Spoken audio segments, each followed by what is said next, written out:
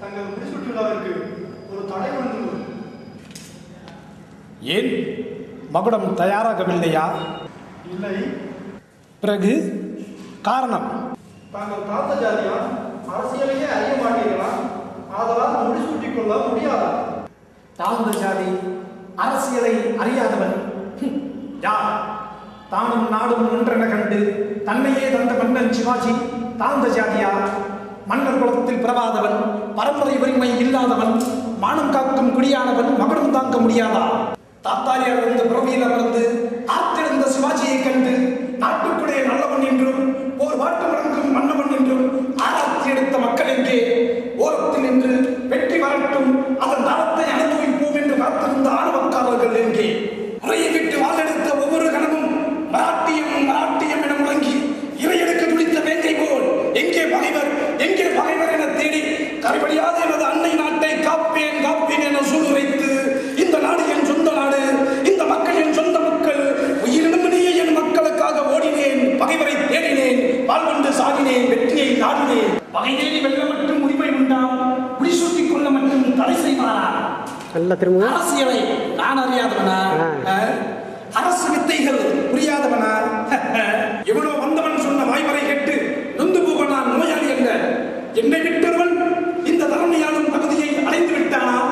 ஏமாந்த மக்களிடம் ஏற்றம் கொண்டு தாமேதான் நாடு என்று தலை தூக்கி தெரியும் அந்த உள்ளுரிமைகள் எனது முடியை தடுக்கிறார்களா அல்லது அந்த முடிவை தேடுகின்றார்களா? அதோ போர்னா கொட்டிய மரசும் கூவிய வடையும் எட்டிய உரியும் எழுந்து நடந்து கோட்டை மதிலை சுற்றி வளைத்து வேட்டையாடி வெற்றி படைத்தபின் வாழ்க சிவாஜி வாழ்க சிவாஜி என்று வாழ்த்துறை வழங்கிய போது ஓஹோ என்று எதிரொலித்ததே இந்த கோட்டை தான். அதோ புரந்தர்.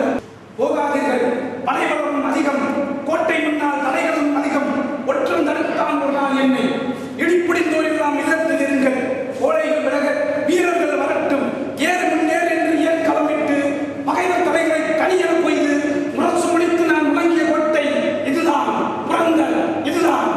அதோ ராஜகிரி. ஆடுவார் ஆட்டமும் வாடுவார் வாட்டுமாயை அந்நீர் கழித்திருக்கு, யாரது மண்ணிலே யாரது நாடகம் பார்ப்போம் என்று நான் படையெடுக்க, என்னடா முடியும் முன்னால் என்று என் எதிரிகள் கொக்கரிக்க, இதுவும் முடியும் இன்னமும் முடியும் என்று நான் வாழெடுக்க, பெட்டேர் கூட்டம் உள்ளம் கலங்க, மராட்டிய மண்டல மக்கள் தெரிவிக்க நான் கட்டி காத்த கோட்டை இதுதான். அதோ கல்யாண்.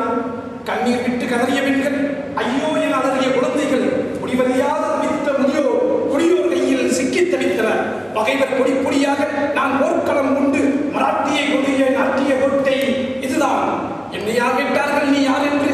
எவன் இந்த மண்ணுக்கு சொந்தக்காரனோ, எவன் இந்த மண்ணுக்கு காவலனோ, எவனது வெற்றியில் எப்போதும் ரத்த திலகம் திறந்து கொண்டே இருக்குமோ அவனை பார்த்து வாழ வந்த வஞ்சகம் கூட்டம், மக்களின் மடமைகளை கொண்டே வளர்ந்த கூட்டம் ஏழு பேசுகிறதாம் இவன் தாழ்ந்த ஜாதி அரசியலை அறியாதவன் என்று. இதுதான் முடிவென்றால் இல்லை எனக்கு முடியென்றால் நான் காத்த கோட்டைகள் வேண்டுமோ, கொத்தரங்கள் வேண்டுமோ, வெற்றி பாட்டு வேண்டுமோ, பரவசம் வேண்டுமோ, கரையான் விட்டிருந்த நாகங்களுக்கு சொந்தமோ, அடியக்கம்